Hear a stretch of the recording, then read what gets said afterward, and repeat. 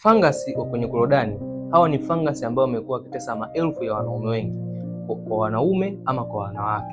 Hasa nazungumzia kwa wanaume ambao ninashughulika nao kwa kwenda kuwasaidia kutatua changamoto mbalimbali za kesi ya fangasi kwenye korodani. Na hii imekuwa ikiwasumbua kwa sababu fangasi aina ya Candidiasis, hawa ni fangasi ambao huwa wanakaa sehemu za siri. Hizo wanaweza kukaa sehemu za siri kwenye mapaja ama kwenye korodani, na wanaume wengi wamekuwa wakitumia njia ya kuweza kuwakuna kwa kuingiza mkono mfukoni na kuweza kujikuna, na wanapojikuna wanapata raha fulani hivi. Aidha, unapojikuna unaona kama kuna mabaka yanatoka, na ukinusa unakuta yananuka sana. Kwa sasa hii ni hali ambayo inakuonyesha kwamba wewe mwanaume umeshaathirika, na baadhi ya wanaume wamekuwa wakijikuna wanapata kama kuchoma hivi baada ya kuweza kujikuna hawa fangasi. Na hii imekuwa ni kesi kiwatesa wanaume wengi sana. Wameshatumia dawa za kutuliza maumivu, lakini baada hapo ni kwamba hali inarudi baada ya muda mfupi, ni kwamba wanachoma pesa nyingi sana. Mimi nina suluhisho lako la kwenda kusaidia hawa fangasi kwenye korodani na wakaa vizuri.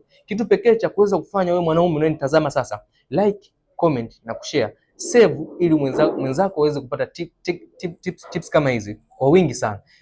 Pia chukua namba kwenye bio niweze kusaidia kwenda kutatua changamoto ya fangasi kwenye korodani.